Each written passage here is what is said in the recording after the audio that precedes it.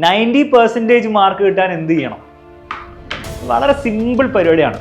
ആദ്യം നിങ്ങൾ ചെയ്യേണ്ടത്, നിങ്ങൾ ഈ പരീക്ഷയ്ക്ക് വേണ്ടി പഠിക്കുന്ന പരിപാടിയില്ലേ, അതുകൊണ്ട് നിർത്തുക. സാർ പരീക്ഷയ്ക്ക് വേണ്ടി പഠിക്കുന്ന നിർത്തിയാൽ പിന്നെ മാർക്ക് കിട്ടാം. എപ്പോഴും പ്രശ്നപ്പെടാൻ പറ്റുമെന്ന് അറിയാം. നിങ്ങൾ ഈ മാർക്ക് കിട്ടാൻ വേണ്ടി നിങ്ങൾ എന്ത് ചെയ്യും? പരീക്ഷയുടെ ദിവസങ്ങൾ, ഓണപരീക്ഷ, പരീക്ഷ, ആ ദിവസങ്ങൾ ഭയങ്കര പഠിത്തം കൊണ്ട് പഠിക്കും. തൽക്കാലം ചിലപ്പോൾ ഓണപരീക്ഷയിൽ കുറച്ച് മാർക്ക് കിട്ടുകയും ചെയ്യും.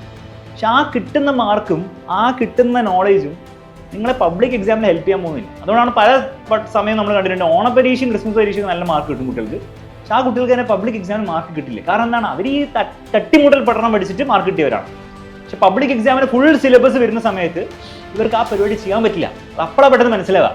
അതുവരെ ഭയങ്കര കോൺഫിഡൻസ് ആയിരിക്കും, ഞാൻ പഠിച്ചെടുക്കും. പക്ഷെ പബ്ലിക് എക്സാമിന് ഇത്രയും സിലബസ് ഒറ്റടി കാണുമ്പോൾ പണി പാടിയല്ലോ എന്ന് അപ്പോഴായിരിക്കും മനസ്സിലാവുക.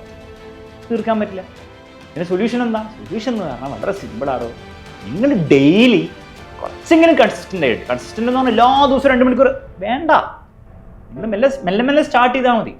എന്നിട്ടും നിങ്ങൾക്ക് പ്രാക്ടിക്കലി സ്പീക്കിംഗ് എല്ലാ ദിവസവും 2 മണിക്കൂർ അങ്ങനെ പഠിക്കാൻ പറ്റണമെന്നില്ല. ഒരു ഡെയിലീഷ് എന്ന് പറഞ്ഞൊരു വാക്കുണ്ട്, ആ രീതിയിൽ പഠിക്കാം. ആഴ്ചയിൽ 7 ദിവസം ഉണ്ടെങ്കിലും നിങ്ങൾ 5 ദിവസമെങ്കിലും നിങ്ങൾ ഒരു 1.5 മണിക്കൂറെങ്കിലും പഠിച്ചു കഴിഞ്ഞാൽ ആ പഠനവും ഈ പരീക്ഷയുടെ തലേന്ന് മാത്രം പഠിക്കുന്ന പഠനവും നമ്മൾ ഭയങ്കര ഡിഫറൻസ് ആയിരിക്കും ഉണ്ടാകും. കാരണം അങ്ങനെ പഠിക്കുന്ന കാര്യങ്ങൾ നിങ്ങൾ പബ്ലിക് എക്സാം വരെ നിങ്ങളുടെ തലമണ്ടയിലുണ്ടാവും. ഈ ഫുള്ളായിട്ടില്ലെങ്കിലും ആ സമയത്ത് റിവിഷനൊക്കെ ചെയ്ത് നിങ്ങൾക്ക് എന്ത് ചെയ്യാൻ പറ്റും?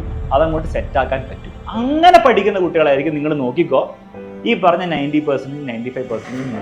അപ്പൊ ഡെയിലി അല്ല, ഡെയിലീഷ് എന്നാണ് നമ്മൾ മനസ്സിലാക്കേണ്ടത്. ഈ ഒരു കോൺസെപ്റ്റ് തലയിൽ കയറിയെങ്കിൽ കമന്റ് ബോക്സിൽ ഒരു കമന്റ് ഇട്ടേക്ക്. +1 അഗ്നി ബാച്ച് May 12 സ്റ്റാർട്ട് ചെയ്യുന്നതായിരിക്കും. മുന്നോട്ട് പോകാൻ ബുദ്ധിമുട്ടില്ലെങ്കിൽ എത്രയും പെട്ടെന്ന് അഡ്മിഷൻ എടുക്കുക.